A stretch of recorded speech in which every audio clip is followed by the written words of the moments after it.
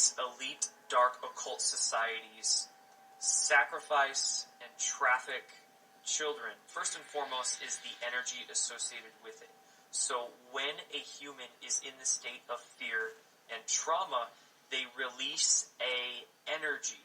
And this energy can be picked up by essentially negative extraterrestrial beings, negative archonic influences, and they feed off of it. They literally feed off the energetic release of fear and trauma.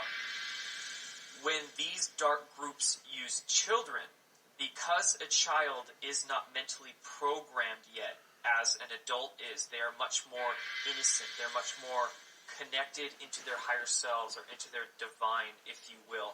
The trauma that they release is much more potent than using adults. During these ritualistic practices that the elite participate in, one of the compounds that is released in the children's body during torture, during trauma, is a compound called adrenochrome.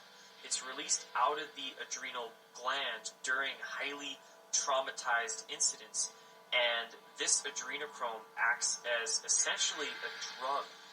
These secret societies that make up the deep state are nothing new. This actually spans back thousands and thousands of years, and they have always occulted this information for themselves. We need to understand what occulted actually means. Occulted just simply means hidden in Latin. It doesn't necessarily mean good or bad, it just means hidden. So these secret society groups have hidden or occulted this information for thousands and thousands of years. They've kept it to themselves, and they haven't shared it with anybody outside of their inner circles.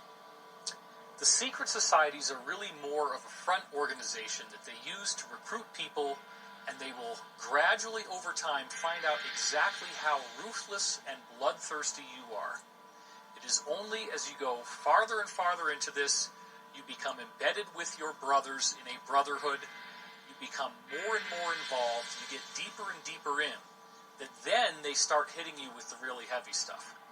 Until we face as a society that these things are actually happening, and that there is a centralized control group that is responsible for this, we will be doomed for these people to continue to exert their control over us.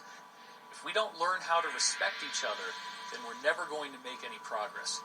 We need to learn from the Me Too movement and understand that there is corruption, there is rape, there is pedophilia, there is child trafficking, there is human sacrifice, there is cannibalism, and all of these things are happening because there is a hidden elite that actually uses these behaviors as part of their religious sacrament.